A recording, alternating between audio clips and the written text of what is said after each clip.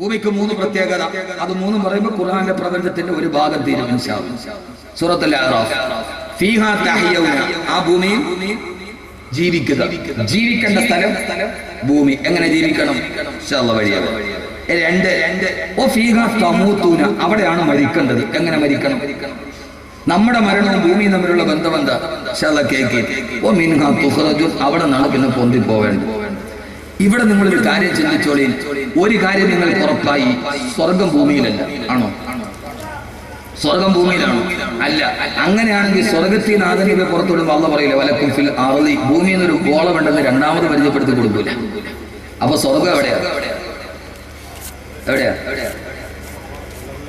മേളിൽ തന്നെ. ആര് പറഞ്ഞു? സ്വർഗം മേളിൽ തന്നെ. ആര് പറഞ്ഞു? മുകളിൽ തന്നെ. ആര് പറഞ്ഞു? പറഞ്ഞിരിക്കട്ടെ. മോനെ ആർജവത്തോടെ വേണം എന്റെ ഖുർആൻ പറഞ്ഞു എന്ന് പറയണം. ഏത് സയന്റിസ്റ്റും വരട്ടെ, നമുക്ക് പറയാം എന്റെ ഖുർആൻ പറഞ്ഞു സ്വർഗം ആകാശത്താണ്. وَلَقَدْ رَآهُ نَزْلَةً أُخْرَى عِندَ سِدْرَةِ الْمُنتَهَى عِندَهَا جَنَّةُ الْمَأْوَى. അള്ളാഹുവിന്റെ റസൂലിന്റെ മിഅ്റാജിന്റെ കഥ പറയുമ്പോ അള്ളാഹ് പറയുകയാണ്, ഭൂമിയിൽ നിന്ന് ആകാശത്തിന്റെ സപ്തമാനങ്ങളും താണ്ടിക്കടന്ന ആത്മീയ നായകന്റെ ആത്മകക്ഷത്തിന്റെ അത്ഭുത യാത്രയുടെ കഥ പറയുമ്പോ അള്ളാഹുവിന്റെ ഖുർആൻ പറയുകയാണ്, ആകാശത്ത് വെച്ച് ജിബ്രീലിനെ കണ്ടു. എവിടെ വെച്ചാ കണ്ടത്? ഇന്ന സിദ്റത്തുൽ മുൻതഹ. സിദ്റത്തുൽ മുൻതഹയിൽ വെച്ച് ജിബ്രീൽ മറുപടി പറയുന്നു, നബിയേ തഖദ്ദം യാ ഹബീബി ലാ തഖഫ് അബ്ശിർ തുനാജി റബ്ബകൽ ഖയ്യൂമ. നബിയേ, ഇത് സിദ്റത്തുൽ മുൻതഹയാണ്. ഇതിന്റെ അപ്പുറത്തേക്ക് വരാൻ ജിബ്രീൽ കഴിയില്ല. എന്താ സിദ്റത്തുൽ മുൻതഹ? ഈ ഭൂമിയിൽ നിന്ന് മുകളിലേക്ക് ഒരു വസ്തു പോയാൽ ആ വസ്തുവിന് പരമാവധി എവിടം വരെ എത്താമോ ആ സ്ഥലത്തിന്റെ പേരാണ് സിദ്റത്തുൽ മുൻതഹ. അതിന്റെ തൊട്ടടുത്താണ് ഇൻദഹാ ജന്നത്തുൽ മഅ്വാ. അതിന്റെ തൊട്ടടുത്താണ് സ്വർഗമുള്ളതെന്ന് അല്ലാഹുവിന്റെ വിശുദ്ധ ഖുർആൻ 1000 വട്ടം ആവർത്തിച്ച് പറയുക. ആകാശലോകത്തിന്റെ ഉപരിലോകത്താണ് സ്വർഗമെന്ന് അല്ലാഹുവിന്റെ വിശുദ്ധ ഖുർആൻ. സിദ്റത്തുൽ മുൻതഹ ഏതായാലും നബികൾ മേപ്പോട്ടാണല്ലോ മിറാജ് പോയത്. ആണല്ലോ. സ്വപ്നമല്ല എന്ന് വിശ്വസിക്കുന്നെങ്കിൽ, നല്ല മുമ്പിലാണെങ്കിൽ നേരെ മേപ്പോട്ടാ പോയത്. മുകളിലോട്ട് പോയി എവിടം വരെ? ഇന്ദ സിദ്റത്തുൽ മുൻതഹ. മുകളിലോട്ട് പോകുന്ന ഒരു വസ്തു പരമാവധി അവിടം വരെ പോകും, അവിടെ വെച്ച് നിൽക്കും. അതിന്റെ തൊട്ടടുത്താണ് ഇൻദഹാ ജന്നത്തുൽ മഅ്വാ. ഇൻദഹാ ജന്നത്തുൽ മഅ്വാ. അല്ലാഹു അലം. അല്ലാഹു നല്ല ബോധം നൽകട്ടെ. അല്ലാഹു നല്ല ബോധം നൽകട്ടെ.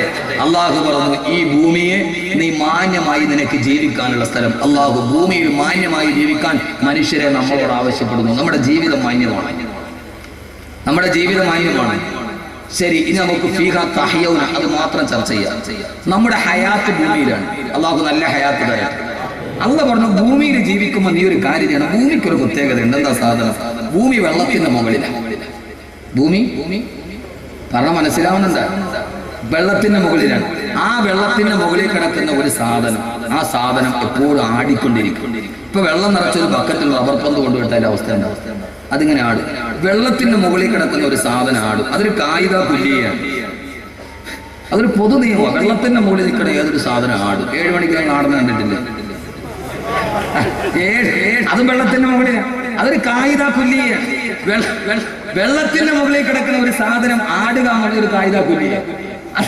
അതൊരു പൊതു നിയമമാണ്. 7 മണി കഴിഞ്ഞ് അതകത്തോട്ടാൽ പിന്നെ അവൻ അതേപോലെ ബാലൻസ് തെറ്റി. ഖുർആന്റെ ഒരൊറ്റ ആയത്ത് സൂറത്തുൽ മുൽക്ക് എന്ന് ഓതുന്ന സൂറത്താണ്. പ്രിയപ്പെട്ട സഹോദരങ്ങളെ, അല്ലാഹ് പറഞ്ഞു, ഈ ഭൂമിയെ ഞാൻ വെച്ചിരിക്കുന്ന ഒരു വെള്ളത്തിന് മുകളിൽ ആടുന്ന സാധനമായിട്ടാണ്. ഏത് സമയത്തും ഈ ഭൂമിയെ അതിന്റെ നിയന്ത്രണം നഷ്ടപ്പെട്ടു പോകും. വെള്ളത്തിന് മുകളിൽ വെച്ചിരിക്കുന്ന ഒരു ഗോളം, അതാണ് ഭൂമി. ഗോളാകൃതിയാണല്ലോ. ധ്രുവങ്ങളിൽ മെല്ല് പരന്ന് മുകളിൽ ധ്രുവ തുപ്പി അണഞ്ഞ് ആട്ടിക്കയും അണ്ടാട്ടിക്കയും മേളിൽ നിന്ന് താഴെ നിൽക്കുന്ന ഒരു സാധനമാണ് ഭൂമി. ആ സാധനം വെള്ളത്തിന്റെ മുകളിൽ കിടക്കുന്ന ഒരു പെണ്ണുങ്ങൾ ഇങ്ങോട്ട് നോക്കുക, ശാസ്ത്രം തന്നെ കേൾക്ക്. ഈ ഭൂമിയുടെ ബാലൻസ് ഉടനെ നിന്നെ കറങ്ങും. എന്റെ പൊന്നു പെങ്ങളെ, നീ എന്ന് മാറിയോ നീ ബാലൻസ് വിടും ഭൂമിയിൽ. ഇത് വെറുതെ ഞാൻ പറയുന്നല്ലോ ഖുർആൻ, വെറുതെ ഞാൻ പറയുന്നല്ലോ ഖുർആൻ. നിങ്ങൾക്ക് മനസ്സിലാകുമെങ്കിൽ മനസ്സിലാക്കി. ആ സാധനത്തെ അല്ലാഹ് പറഞ്ഞു, ഞാൻ ഇങ്ങനെ പിടിച്ചു നിർത്തിയിരിക്കുകയാണ്. ഞാൻ എന്റെ വിടലങ്ങോട്ട് വിടും.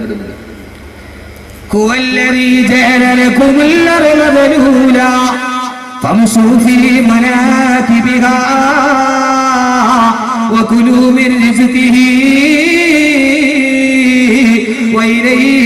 നുശൂർ. അല്ലാഹ് പറയുകയാണ് ഹുവല്ലദീ, അല്ലാഹയാരെന്നറിയോ, പടച്ചറപ്പാരെന്നറിയോ, ഈ പച്ചമണ്ണിൽ നിന്ന് പടച്ചെടുത്ത പടച്ചറപ്പിനെ തന്നെയാണ് സത്യം. ആഘോഷങ്ങളുടെ മുകളിലൂടെ ആടിത്തീർക്കുന്ന പ്രിയപ്പെട്ട ചെറുപ്പക്കാരോട് ഈ ഭൂമി ആസ്വദിക്കാനുള്ളതാണ്. മതത്തിന്റെ നിയമങ്ങളെ കാറ്റിൽ പറത്തി പണ്ഡിതന്മാരെ പുരോഗമനത്തിന്റെ പുറംവാതിൽ അടഞ്ഞു നിൽക്കുന്ന ഉൾപ്രശ്നങ്ങളാക്കി മാറ്റി ഈ ഭൂമി ആസ്വദിക്കാനുള്ളതാണ്. ഈറിന്റെ രാത്രികൾ മുഴുവൻ നുരഞ്ഞു പൊന്നുന്ന ഗ്ലാസുകളുമായി ചിയേഴ്സുകളിൽ ചാടിത്തമറിച്ച ഫുട്ബോൾ മാമാങ്കത്തിലെ കാളക്കൂട്ടിനും പോയി ഈ ദുനിയാവ് ആസ്വദിക്കാനാണെന്ന് കരുതിയവരോട് എന്റെ പ്രിയപ്പെട്ട സഹോദരങ്ങളെ,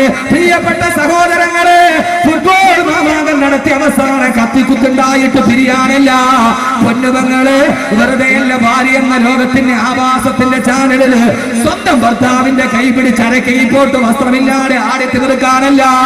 ലോട്ടറി കച്ചവടക്കാരന്റെ പുറകെ പോയി ലോട്ടറി എടുത്തിട്ട് കോടികളുടെ വീട് പണിയാനല്ല, പലിശ കച്ചവടം നടത്താനല്ല.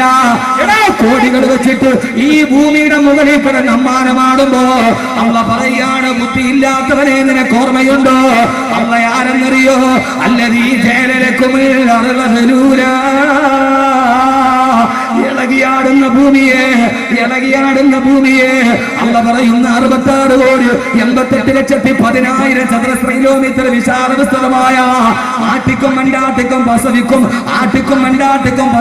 ഇന്ത്യൻ മഹാസമുദ്രവും അറ്റ്ലാന്റിക്കും ഒക്കെ അടങ്ങുന്ന തിരമാലകൾ ആഞ്ഞടിക്കുന്ന കൊടുങ്കാറ്റ് ചിതറി വീശുന്ന പർവ്വതങ്ങൾ തുള്ളിത്തെറിക്കുന്ന ഭൂമിയില്ലേ, ആ ഭൂമിയെ ഒരു വേട്ട മൃഗത്തോടാണ് അല്ലാഹുവിന്റെ ഖുർആൻ ഉപമിക്കുക. ഈ ഭൂമി ഒരു വേട്ട മൃഗമാണ്. വേട്ടയാടുന്ന നായക്ക് ലൈസൻസ് ഇല്ലാത്തതുപോലെ തുടരടിച്ചു വിട്ട ഓടി പാഞ്ഞു പോകുന്ന വേട്ടനായെ പോലെ തുടരെങ്ങാനും അടിച്ചു വിട്ട നിയന്ത്രണം നഷ്ടപ്പെട്ടു പോയാ, ആ സമയത്ത് നിയന്ത്രണം നഷ്ടപ്പെട്ടു പോയാ വേട്ടനായെ പോലെ തുള്ളിച്ചാടുന്ന ഭൂമിയാണിടെ. ഹുവല്ലദീ ജഅലലകുമുൽ അർള ദലൂലാ. ഈ ഭൂമിയെ ഒരു ഇണങ്ങിയ മൃഗത്തെ പോലെ നിങ്ങൾ കാക്കി തന്നത് ഞാനല്ലയോ? അല്ലാഹുവിന്റെ ഖുർആൻ വാഴ്ത്തപ്പെടട്ടെ. അല്ലാഹ് ചോദിക്കുകയാണ്, ഈ ഭൂമിയെ ഇണങ്ങുന്ന ഒരു മൃഗത്തെ പോലെ നിങ്ങൾ കാക്കി തന്നത് ഞാനല്ലയോ? സഹോദരങ്ങളെ, നിയന്ത്രണമില്ലാത്ത കുതിര, കുതിച്ചോടുന്ന കുതിര, ലക്ഷ്യബോധമില്ലാത്ത കുതിര, അങ്ങനെ ഓടുന്ന ഭൂമിയെ അല്ലാഹു കുതിരത്ത് കൊണ്ട് പിടിച്ചു നിർത്തി തന്നിരിക്കുകയാ. എന്തിനെന്നറിയോ? ഫംശൂഫി മനാകിബിഹാ. ഈ ഭൂമിയുടെ മുകളിൽ ജീവിക്കാൻ വേണ്ടി, നിങ്ങൾ ഈ ഭൂമിയുടെ മുകളിൽ ജീവിക്കാൻ വേണ്ടി അതോടൊപ്പം തന്നെ ആവർത്തിച്ച് ഈ വാക്കിനടിവരയിടുക. സഹോദരങ്ങളെ,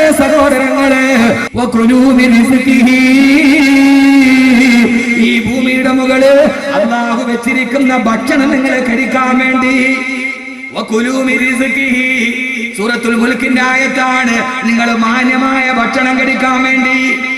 ഏത് ഭക്ഷണമാണ് കഴിക്കേണ്ടത്? ഖുർആൻ തന്നെ പറയട്ടെ, യാ അയ്യുഹല്ലദീന ആമനൂ കുലൂ മിനത് ത്വയ്യിബാതി വഅമലൂ സാലിഹാ. ഈ ഭൂമിയുടെ മുകളിൽ നിങ്ങളുടെ സമ്പാദ്യം ഹലാലായിരിക്കണം. എന്നാണോ സമ്പാദ്യം ഹലാലാവാതിരിക്കുക? പ്രിയപ്പെട്ട ചെറുപ്പക്കാരെ, സഹോദരങ്ങളെ, എന്നാണോ സാമ്പത്തിക സ്രോതസ്സിന്റെ വിശുദ്ധി നഷ്ടപ്പെടുക? ആ സമയത്ത് ഈ ഭൂമി വേട്ട മൃഗത്തെ പോലെ തുള്ളിച്ചാടുമെന്ന് അല്ലാഹുവിന്റെ വിശുദ്ധ ഖുർആൻ. കാരണമെന്താ? പലിശ കച്ചവടക്കാരൻ അധികരിക്കുമ്പോ, കല്ല് കച്ചവടക്കാരൻ അധികരിക്കുമ്പോ, സ്വന്തം പെങ്ങളെ വിൽക്കുന്നവൻ അധികരിക്കുമ്പോ, എന്റെ പ്രിയപ്പെട്ട സഹോദരങ്ങളെ, കോഴിക്കോട് ടൗണില് പെൺവാണിഭം നടന്നു. 45 വയസ്സുള്ള സുമയ്യ എന്ന പെണ്ണിനെ അറസ്റ്റ് ചെയ്തു. അവളുടെ കൂടെ അറസ്റ്റ് ചെയ്യപ്പെട്ട പെണ്ണാര 12 വയസ്സുള്ള പൊന്നുമോളാണ് അറസ്റ്റ് ചെയ്യപ്പെട്ടത്. കോഴിക്കോട് ജില്ലയിൽ ഇസ്ലാമിക സാംസ്കാരിക ലോകത്തിൽ നടന്ന കോഴിക്കോട് ജില്ലയുടെ ഹൃദയഭാഗത്ത് അപ്പാർട്ട്മെന്റിന് പെൺവാണിഭം നടന്ന് സുമയ്യ എന്ന മാതാവിനെ അറസ്റ്റ് ചെയ്തു. കൂടെ അറസ്റ്റ് ചെയ്യപ്പെട്ടത് 12 വയസ്സുകാരി. പെൺവാണിഭത്തിന് അറസ്റ്റ് ചെയ്ത പെണ്ണിനോട് പോലീസ് ഉദ്യോഗസ്ഥൻ ചോദിച്ചപ്പോ പറഞ്ഞതെന്താ? എന്റെ സ്വന്തം അമ്മയാണ്, എന്റെ സ്വന്തം ഉമ്മയാണ്. 9 മാസം എന്നെ ഗർഭം ചുമന്ന് മരണത്തിന് സമാനമായ വേദന സഹിച്ചെന്നെ പ്രസവിച്ച എന്റെ ഉമ്മയാണ്. ബാക്കിയുള്ളവൻ എന്നെ കൂട്ടിക്കൊടുത്തതെന്ന് പറഞ്ഞ് 12 വയസ്സുള്ള പൊന്നുമോളെ കൂട്ടിക്കൊടുത്തിട്ട് സമ്പാദ്യം ഉണ്ടാക്കുന്ന പോറ്റുമ്മയുടെ നാട്ടിൽ ജീവിച്ചിരിക്കുമ്പോ പോറ്റുമ്മയുടെ കാലത്ത് ജീവിച്ചിരിക്കുമ്പോ എന്റെ പ്രിയപ്പെട്ട സഹോദരങ്ങളെ ആവർത്തിച്ച് ഞാൻ മുന്നറിയിപ്പ് നൽകുകയാണ്.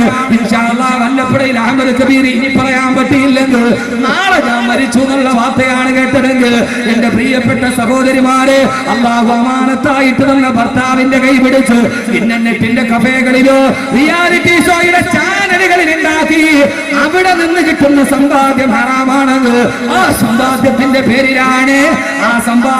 പേരിലാണ് ഈ ഭൂമി ഉറഞ്ഞു തുള്ളുന്നതെന്ന്, ഈ ഭൂമിയിൽ ഭൂകമ്പം ഉണ്ടാകുന്നതെന്ന് ഞാൻ പറഞ്ഞത്.